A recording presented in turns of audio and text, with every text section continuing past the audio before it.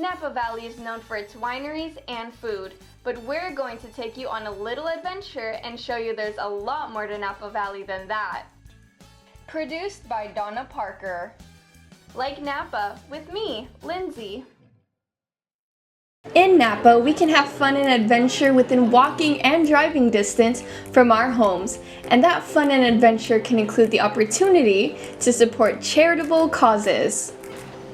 I visited the 2015 Brewers Home Classic Brewfest fundraiser held May 9th at Chardonnay Hall at the Napa Fairgrounds.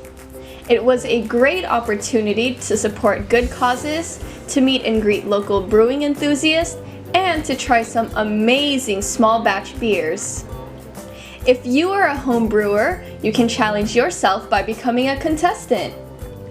This wonderful fundraiser and homebrewers contest wouldn't happen without Mike Riddle, the event organizer, Rotarian, and skilled homebrew hobbyist.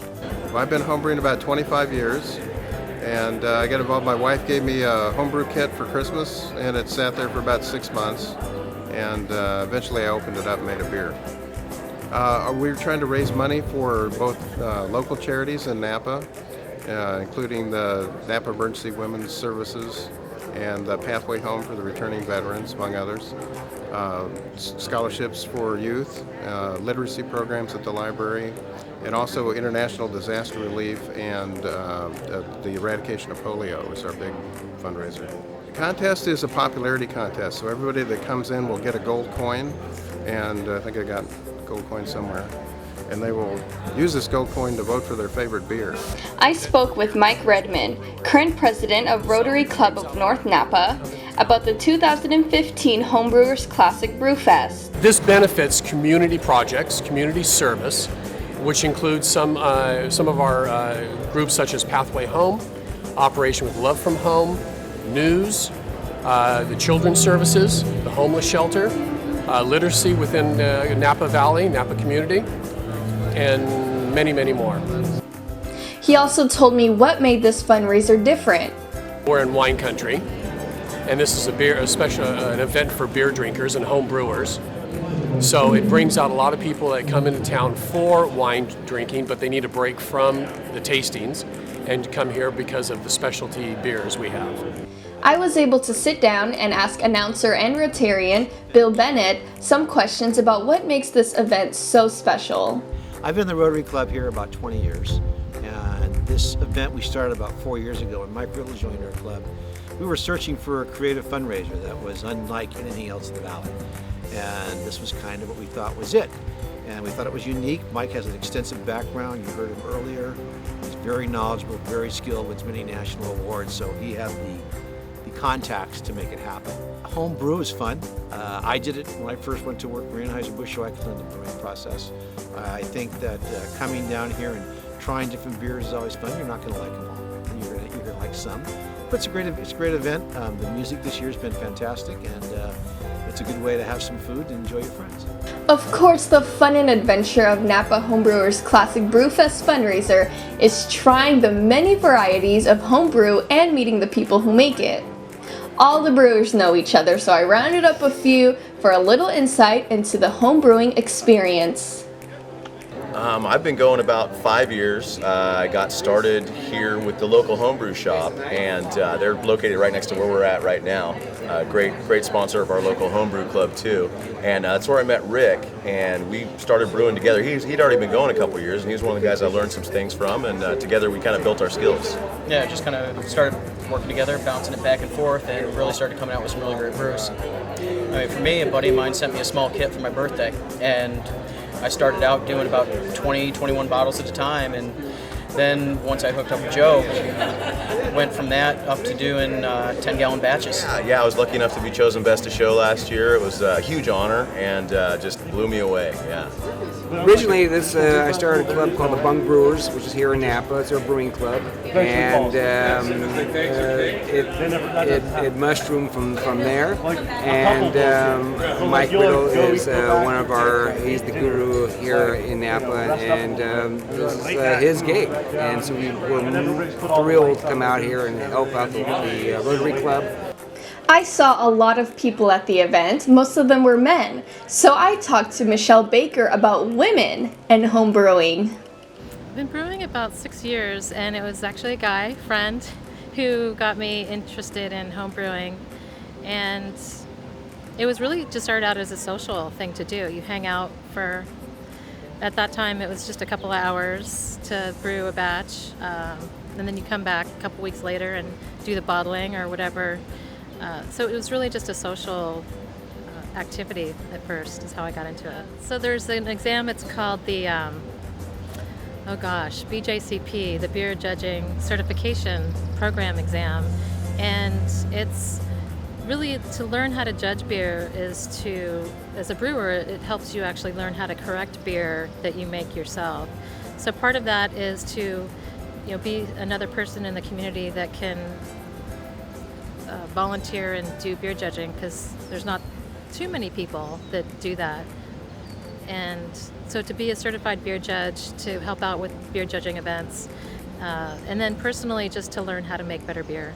But as far as being one of the few, or I don't know, maybe the only woman here, it's just fun. I mean, homebrewing is, to me, it's like baking or being in the kitchen, and it's chemistry involved, but mostly the community is fantastic.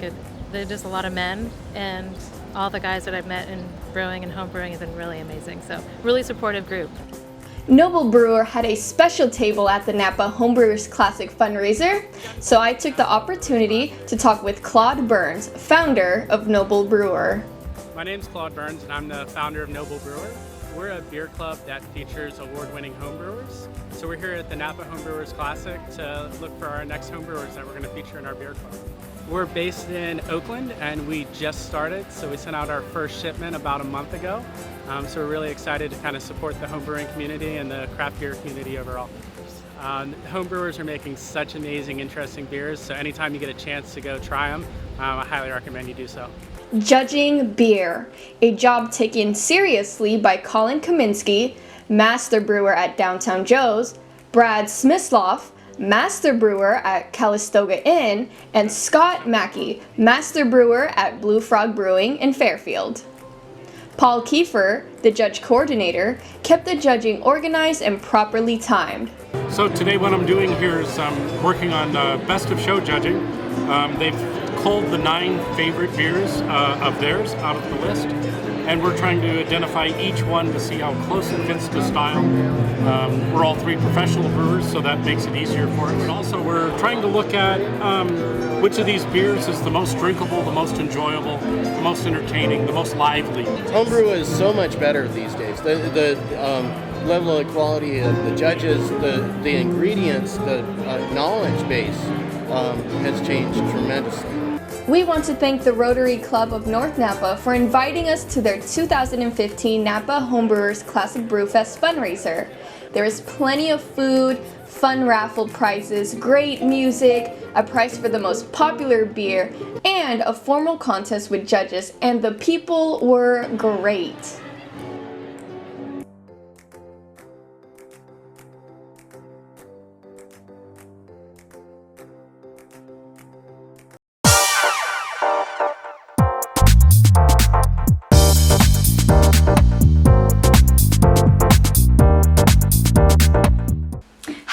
This is Lindsay, and today I'm going to be talking about the products that I cannot live without. Now, if you know me, you know that I have probably tried 99% of every beauty and hair product that's out there, and some of them are a hit and some of them are a miss. So I'm going to be showing you guys products that I cannot live without. The first product I'm going to be talking about is the Got to Be Glued Blasting Free Spray. Now this is how I get my hair to look like this all day. I have gone on roller coasters and my hair still looks like this after.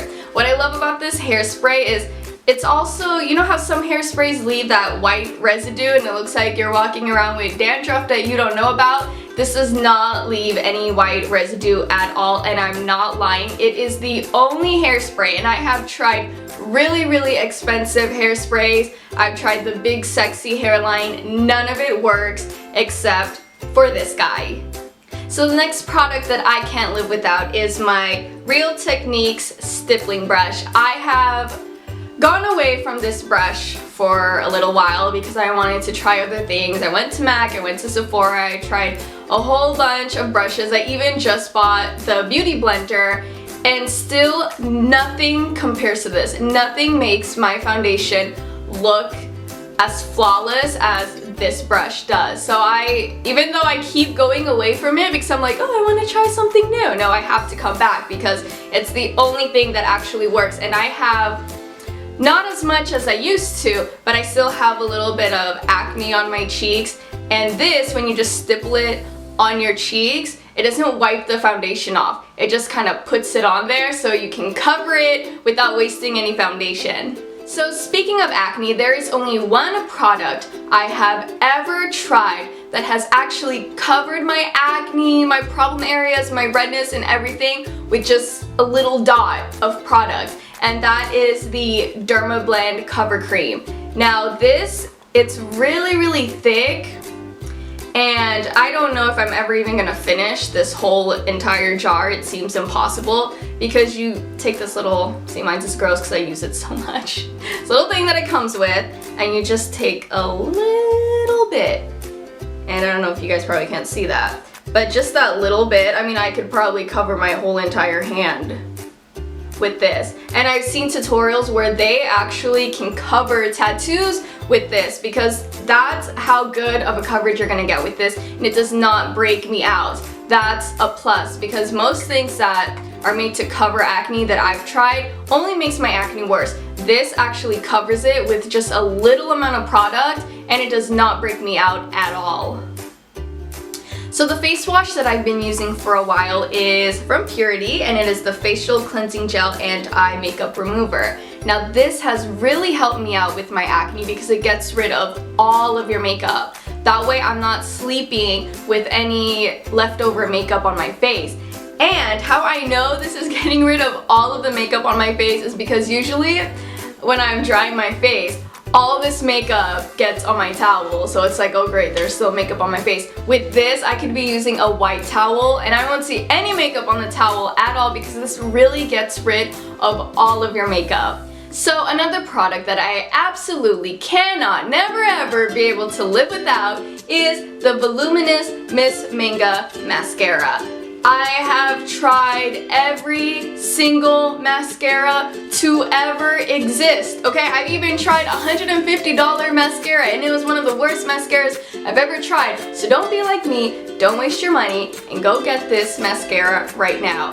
So my hair is naturally straight, which most of you guys have probably never even seen because I curl my hair all the time because I like my hair to be really big. The problem is that my hair is really fine and it's hard to curl. So there is one product that keeps my hair curly all day, and that is this Heat Protectant by Matrix, and it's the Thermal Active Setting Spray. And so this Heat Protectant is just a little bit sticky.